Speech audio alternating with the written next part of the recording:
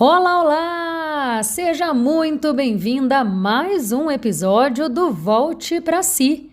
Eu sou Laura Schwember, fundadora da Cuide-se para Cuidar, e este é o seu espaço de respiro emocional, verdade prática e espiritualidade leve. Hoje eu quero conversar com você sobre aquela exaustão silenciosa de quem aprendeu a carregar tudo sozinha. E quero te ajudar a desmistificar aí a crença de que pedir ajuda seria fracassar, porque não é. Existe uma frase que muitas mulheres, assim como eu, ouviram a vida inteira, mesmo quando ninguém disse com essas palavras. Quem aí não cresceu ouvindo ou sentindo algo do tipo: seja forte, dê conta, não dependa de ninguém, resolva, supere, não incomode, não demonstre fraqueza. E aos poucos a gente vai aprendendo que pedir ajuda parece fracasso. Só que tem um problema. O corpo aguenta por um tempo, a alma também, mas chega uma hora que essa conta chega, e geralmente ela chega com juros e correção temporária. Ou seja, quanto maior o tempo que você levou para cair em si, para girar essa chave, maior tende a ser também as consequências dessa crença disfuncional que você carregou por tanto tempo. E eu falo aqui como sempre, né, minha gente? Não falo apontando o dedo, falo como quem já esteve nesse lugar, teve que girar essa chave também e sabe muito bem, inclusive, que não é fácil, não basta falar. Então saiba que eu tô falando de um lugar, de alguém que sabe exatamente a profundidade que esse assunto exige. E por experiência própria eu te digo que talvez você não esteja cansada só pelas quantidades de coisas que você faz, mas pela solidão emocional de achar que precisa sustentar tudo sozinha, de achar e de se cobrar. Então hoje nós vamos falar sobre vulnerabilidade, vamos falar sobre exaustão emocional, vamos falar sobre o medo de precisar e sobre como pedir ajuda talvez seja um dos atos mais maduros e corajosos da vida. A neurociência revelou uma coisa muito interessante para a gente. O nosso cérebro foi criado para a conexão. Nós não fomos feitos para o isolamento social. Ou seja, nós fomos realmente biofisiologicamente projetados para pertencer, para ter conexão com outras pessoas, para pertencer a grupos. Pesquisas mostram que vínculos seguros ajudam a regular o sistema nervoso, reduzem o cortisol, diminuem estados crônicos de alerta, ou seja, o corpo humano literalmente funciona melhor em segurança relacional. A gente tem, inclusive, não sei se você já ouviu falar desse termo, mas a abraçoterapia, gente. Literalmente é um abraço prolongado que tem o poder de regular, de ir regulando mesmo o teu físico, inclusive. Quem tá com o coração acelerado, se dá um abraço demorado numa outra pessoa, você vai sentindo o teu coração desacelerar. E como eu sempre falo aqui, não acredite no que eu tô falando. Pega e faz o teste você mesma, para ver se é verdade. E eu sei, tem aquele ditado que se conselho fosse bom, ninguém dava, vendia, mas eu quero deixar uma sugestão então, não vou nem chamar de conselho. Faz esse teste para comprovar se o que eu estou falando é verdade a respeito da abraçoterapia com teu marido, com teus filhos. Faz esse teste. Começa a dar um abraço apertado neles. Assim, sem falar nada. Fala nada não. Só dá o abraço, fica um tempão lá abraçada. E claro, se você for uma pessoa que nunca teve esse costume, eles vão estranhar. Mas aí você diz, não, eu tô fazendo uma pesquisa aqui, uma pesquisa científica. Tô fazendo um teste aqui para ver se é verdade algo que eu escutei. E aí, depois você me conta como é que foi o resultado da abraçoterapia. Agora, voltando aqui para o nosso tema de hoje, voltando a falar da importância da conexão e dos vínculos seguros, da segurança relacional. Qual é o problema, gente? Muitas pessoas viveram experiências emocionais tão difíceis que começaram a acreditar que depender é perigoso. Fora o que a gente comentou lá no início, das frases que a gente cresceu escutando, muitas de nós crescemos escutando, né? Frases que pareciam simples, que pareciam protetoras, vamos dizer assim, como aquela do não dependa de ninguém. A gente vai esmiuçar um pouquinho isso ao longo do episódio, como é perigosa essa frase. Mas essa é a questão, sabe? Quando pessoas tiveram experiências emocionais difíceis ou cresceram ouvindo isso, e isso fica gravado, tá, gente? Fica gravado no nosso HD interno ali, como crenças disfuncionais, muitas delas a gente nem tem consciência que existem, mas é aí que nasce, por exemplo, a hiperindependência. Não sei se tu já ouviu falar desse termo. Mas a hiperindependência, como o próprio nome já sugere, é uma autossuficiência extrema, inflexível. Quem vive, quem vivencia essa hiperindependência, evita pedir ajuda a todo custo, mesmo quando realmente precisa. Porque na cabeça dessa pessoa, a dependência é vista como fraqueza, como ameaça. E muitas vezes, gente, a hiperindependência ela funciona mesmo como um mecanismo de defesa contra traumas do passado, contra decepções. Então, são pessoas que recusam, tem uma recusa mesmo inflexível de pedir ajuda, mesmo quando estão sobrecarregadas, não delegam, tem uma desconfiança crônica com relação às pessoas, tem uma extrema dificuldade de demonstrar vulnerabilidade, inclusive tendem a sentir assim um desconforto absurdo em situações de intimidade e tendem, inclusive, a ter uma baita dificuldade de trabalhar em equipe, aceitar conselhos, porque elas centralizam as tarefas. E, geralmente, ela nasce de um trauma ali, de uma resposta ao estresse ou algum trauma crônico da infância ou de relacionamentos anteriores. E esse é o problema, porque a hiperindependência, ela não nasce como uma força. Ela nasce como um mecanismo de proteção e ela só parece força, mas de forte não tem nada. Quem entra nesse estado constante de autossuficiência defensiva, geralmente é alguém que aprendeu a sobreviver sozinho, especialmente ali na infância, e aí se torna uma pessoa que não relaxa, não delega, não pede, não confia, não descansa emocionalmente.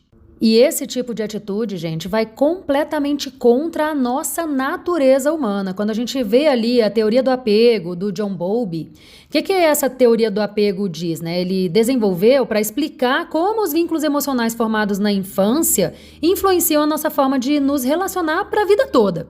A ideia central da teoria do apego é que, como a gente falou agora há pouco, o ser humano nasce biologicamente programado para buscar conexão e segurança emocional, especialmente em momentos de medo, de dor, de estresse, de vulnerabilidade. Então, como é que isso funciona ali? Vamos lembrar da época da criança, Quando uma criança é acolhida, sente segurança, ela é emocionalmente validada, vista, recebe presença consistente, o que o cérebro dessa criança aprende? Opa, eu posso confiar.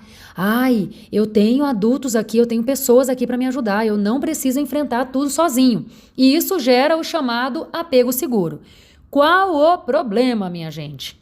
Quando a criança cresce em ambientes emocionalmente instáveis, sabe? Ambiente em que tem briga o tempo todo em casa, o pessoal briga, grita, e a gente sabe o efeito do grito que assusta mesmo as pessoas, mesmo nós adultos, Quando ela cresce com adultos negligentes, imprevisíveis, ora tá bem, ora tá mal, ora tá feliz, ora tá zangadaço, sabe? Com adultos extremamente críticos, excessivamente exigentes, essa criança pode acabar desenvolvendo mecanismos de proteção. Aliás, geralmente é o que acontece. E é aí que entra, por exemplo, a hiperindependência, entra a dificuldade de confiar, o medo de precisar de ajuda, a sensação de que vulnerabilidade é algo perigoso, quando não é. A gente vai falar sobre isso um pouquinho ali na frente. Segura aí. E muitas de nós, especialmente nós mulheres, claro que isso serve para os homens também, tá, gente? Mas eu tô falando aqui de mulher para mulher, muitas de nós não aprendemos a pedir ajuda, porque lá atrás, desde quando nós éramos crianças, a gente aprendeu que precisar dos outros não era seguro. E muitas vezes, gente, isso não vem desse jeitinho bonitinho que eu tô falando para vocês, não. Isso vem como crenças enraizadas ali que a gente nem consegue identificar, mas o resultado dela é o que a gente já comentou. Então, se você, por exemplo, isso aqui que eu tô te falando talvez não faça muito sentido nomeando dessa forma. Mas se você tem dificuldade de confiar, se você tem medo de precisar de ajuda, se você não consegue pedir ajuda, não consegue aceitar ajuda, tem essa sensação de que você tem que estar sempre forte o tempo inteiro, autossuficiente o tempo inteiro, que você não pode sequer mostrar um pinguinho de fraqueza. Eu tô fazendo uma aspas aqui nessa fraqueza, tá? Mas se tu não pode demonstrar vulnerabilidade, não pode demonstrar que está precisando de ajuda, que não está dando conta, saiba que pode ter a ver com o que a gente está falando aqui. A hiperindependência, como eu já falei ali atrás, ela não é força. Geralmente ela é apego inseguro disfarçado de maturidade. Já ouviu falar em corregulação emocional? Corregulação é quando um sistema nervoso ajuda o outro a se regular. Isso é muito comum ali, né? Bebezinho, pensa no bebê. O bebê tá chorando, você não consegue nem identificar o que ele tá sentindo, mas você vê que ele não tá bem. Dá no colo da mãe, o sistema nervoso da mãe ajuda o sistema nervoso desse bebê a se regular. Olha aí a importância crucial, inclusive, do Cuide-se para Cuidar. Imagina essa mãe toda quebrada também emocionalmente. Como é que ela está precisando de corregulação, gente? Como é que o sistema nervoso dela vai regular algum serzinho se ela está precisando de regulação? Olha como é importante isso. O que acontece? Os seres humanos, a gente se acalma através de uma conexão segura. Quem aí nunca experimentou essa sensação de tá nervoso, chega com alguém em quem você confia, às vezes, sério, você não precisa nem abraçar. Só de chegar perto dessa pessoa, você já se sente mais calma. Lembra aí de alguma situação na tua vida que isso aconteceu? Eu, Laura, lembro aqui. Voltando para o exemplo do bebê que não consegue se acalmar sozinho, o bebê ele precisa do toque, da voz, da presença, da segurança emocional da mãe, do pai. O cérebro humano amadurece aprendendo a regular emoções em vínculo. E como é que acontece na vida adulta? Isso continua existindo. Ou seja, quando alguém te acolhe, te escuta, te transmite segurança, te faz sentir vista, sentir pelo menos compreendida, o sistema nervoso entende: não tô sozinha, não tô em perigo. E isso reduz cortisol, ansiedade, hipervigilância, tensão corporal, mais ou menos da mesma forma que acontecia lá atrás quando você era bebê. Isso porque o corpo humano não foi criado para autorregulação extrema o tempo inteiro. A gente precisa de vínculos seguros. A teoria polivagal do neurocientista Stephen Porges traz também contribuições importantes com relação a isso, porque essa teoria desenvolvida por ele explica como o sistema nervoso reage ao ambiente e às relações. A teoria polivagal, gente, tem vários livros aí, inclusive, que já falam sobre ela, livros de autoria, inclusive, do Stephen. Ela transformou a compreensão de como o sistema nervoso autônomo regula as emoções, o estresse e a capacidade de conexão social diante de traumas ou ameaças. Segundo essa teoria, o nosso corpo está constantemente fazendo uma pergunta inconsciente. Eu tô segura ou eu tô em perigo? E de acordo com a forma como a gente se sente, ele ativa um dos 3 estados principais do sistema nervoso. Quando o corpo percebe segurança, conexão, a gente relaxa, se conecta, pensa melhor, cria, descansa, consegue confiar. Quando o corpo percebe ameaça, ele ativa ali o sistema de luta ou fuga. Então a gente entra num hipercontrole, ansiedade, irritação, necessidade de resolver tudo, hipervigilância. E tem também quando o sistema entra em colapso, que aí rola tipo um desligamento, mesmo um congelamento das coisas. É aí que entra, às vezes, ali um estado de apatia, exaustão extrema, uma desconexão emocional, sensação de vazio. Aí você lembra da hiperindependência que a gente falou ali atrás? Mulheres hiperdependentes muitas vezes permanecem o tempo inteiro nesse estado de luta e vigilância, sabe? Luta ou fuga. E aí elas controlam tudo, antecipam tudo, resolvem tudo, não relaxam nunca. Por quê? Porque o sistema nervoso delas aprendeu: se eu baixar a guarda, algo ruim acontece. E é aí, gente, que entra uma lição muito importante, porque Tem gente que chama de força, mas o sistema nervoso chama de sobrevivência. E nós não fomos criadas para sobreviver. O cérebro de alguém que aprendeu a sobreviver sozinho fica num estado constante de autossuficiência defensiva. E aí a pessoa não consegue relaxar, não consegue delegar, não consegue pedir ajuda, muito menos aceitar ajuda, não confia e, lógico, não descansa emocionalmente. Tem uma autora que eu gosto muito, que é a Brené Brown, e ela tem vários livros aí em que ela vai trazendo, principalmente sobre vulnerabilidade. Ela fala muito sobre esse conceito de que vulnerabilidade não é fraqueza. É o berço da conexão, da coragem, da intimidade genuína. Inclusive, um dos livros dela, A Coragem de Ser Imperfeito, a gente já leu esse livro lá na Livroterapia, e se você não leu, sério, por favor, leia este livro e outros também da Brené Brown. Ela tem, por mais que ela seja pesquisadora, ela tem um jeito muito gostoso de escrever, é muito fácil ler os livros dela. Parece uma conversa mesmo, e eu acho que é muito difícil alguém ler um livro da Brené Brown sem se identificar com praticamente tudo que ela fala. Ela traz muitas situações mesmo do cotidiano, né, do dia a dia, que acontece na vida de muitas pessoas. E ela fala uma frase nesse livro, A Coragem de Ser Imperfeito, que me marcou profundamente, me ajudou a girar uma chave gigantesca assim, na minha vida, que impactou não só o meu relacionamento comigo mesma, mas principalmente o meu relacionamento com o meu marido. E, claro, também impactou o meu relacionamento com os meus filhos, com todas aquelas pessoas mais próximas, principalmente marido e filho mesmo. Que ela diz o seguinte: sem vulnerabilidade não tem como ter intimidade. Não tem como você ter intimidade verdadeira com alguém com quem você não se permite ser vulnerável. E, gente, eu vivi muito tempo da minha vida, no meu casamento principalmente, sem permitir que o meu marido acessasse a minha intimidade realmente, sem me permitir ser vulnerável diante dele. Gente, como isso é sério! Eu me atrevo a dizer que tem muita gente vivendo casamentos em que até acha que tem intimidade, mas não tem intimidade verdadeira, intimidade emocional mesmo, sabe? Da pessoa, realmente, o teu cônjuge, poder saber o que se passa no teu íntimo. E isso é muito precioso. Quando a gente acessa esse nível de intimidade com o nosso cônjuge, nossa, aí o casamento realmente vai, sabe, ele é elevado a um outro patamar. E se você está se identificando com o que eu estou falando aqui, de repente você está se percebendo nesse momento realmente, olha, puxa, eu não tenho uma intimidade verdadeira com meu marido, fica em paz, no sentido de que você não está sozinha.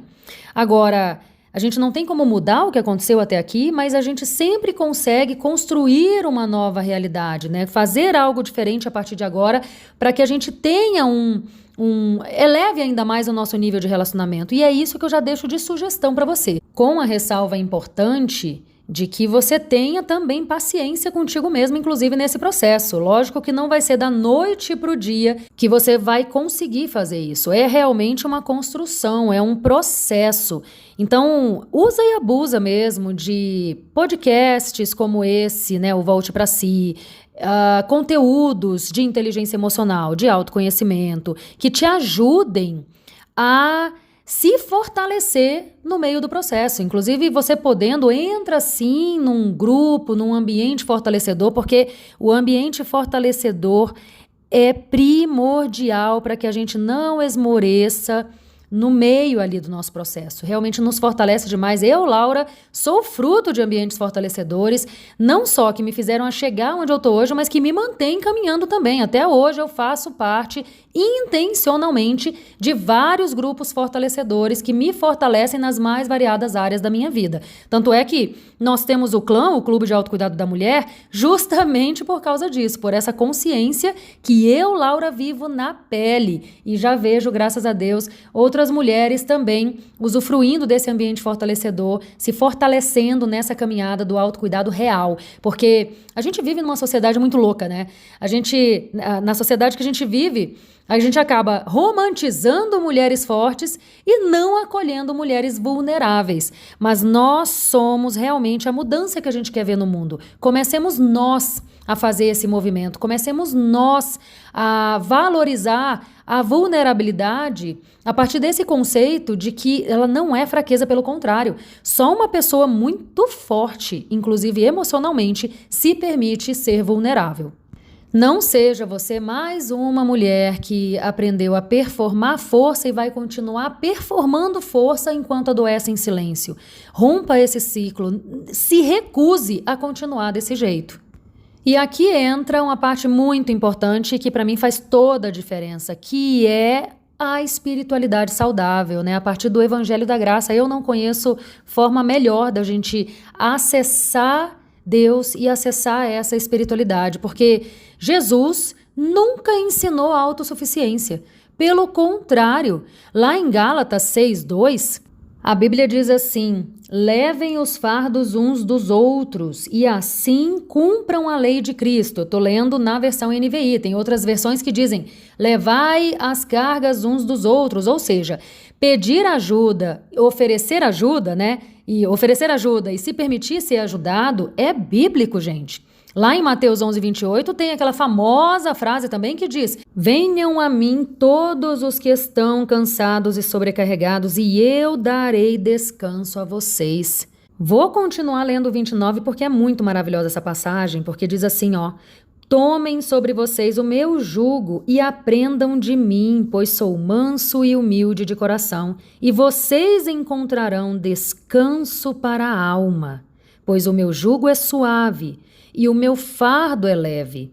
Gente, isso é uma promessa de Deus para a nossa vida. E Deus cumpre as suas promessas. Muitas vezes a gente tem uma visão tão distante de Deus e tão distante dos ensinamentos da Bíblia, que é como se a gente não pudesse acessar facilmente isso, e nós acessamos, gente. Jesus morreu na cruz para que a gente acessasse todas as bênçãos que a Bíblia nos promete, que Deus nos promete, a palavra de Deus nos promete. Nós já temos acesso a isso. A gente só precisa pegar a chave, tem a nossa parte também, né? A gente tem que fazer a nossa parte, a gente tem que pegar a chave e abrir essa porta que dá acesso para tudo isso. Se você ainda tem o desafio de pedir e aceitar ajuda das pessoas, que tal você começar se permitindo receber essa ajuda do teu Criador, do nosso amado e misericordioso Deus? Ele que sabe de todas as coisas, Ele que só quer o teu bem.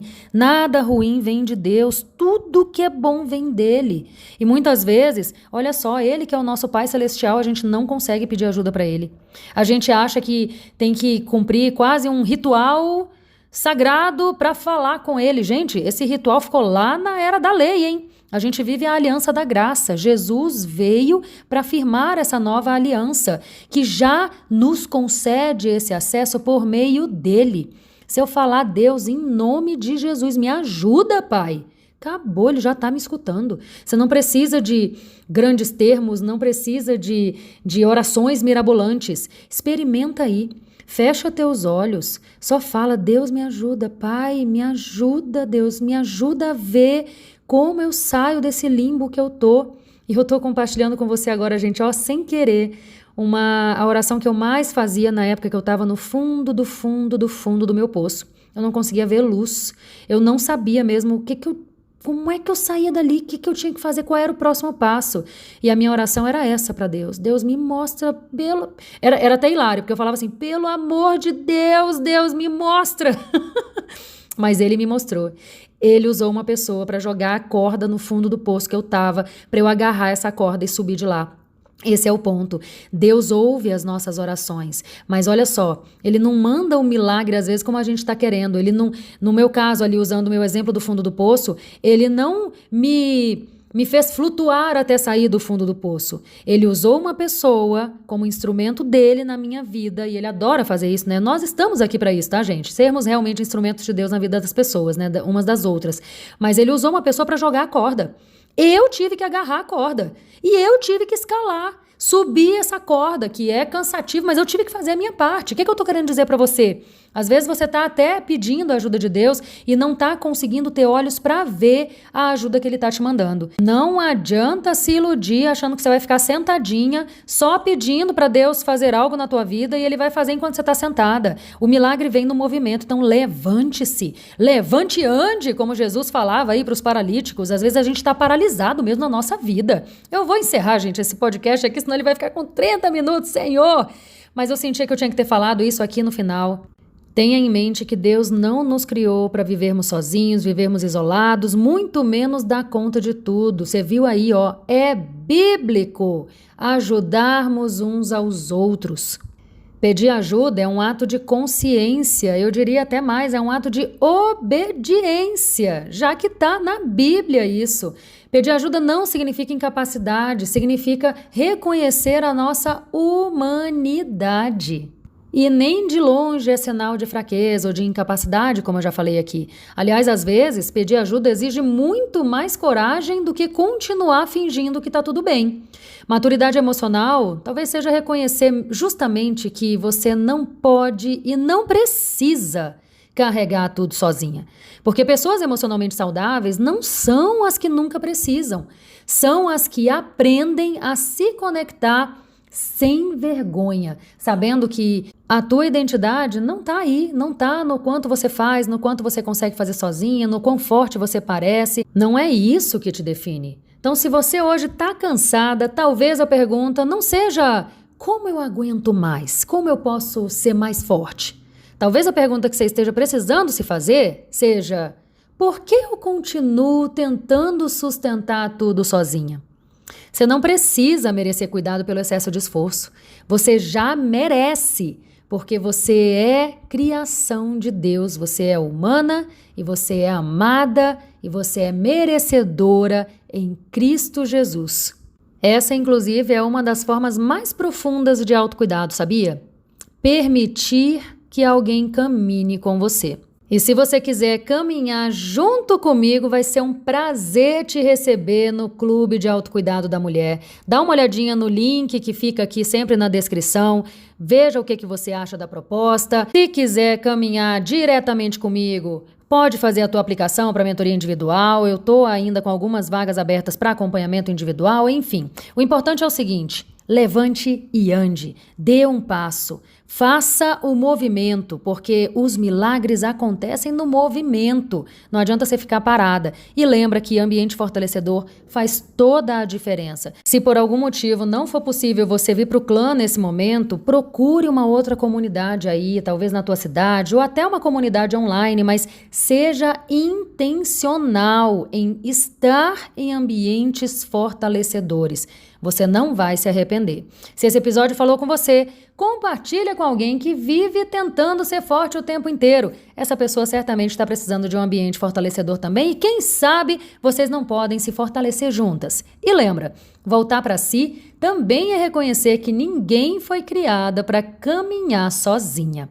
Volte para si. O mundo pode esperar alguns minutos.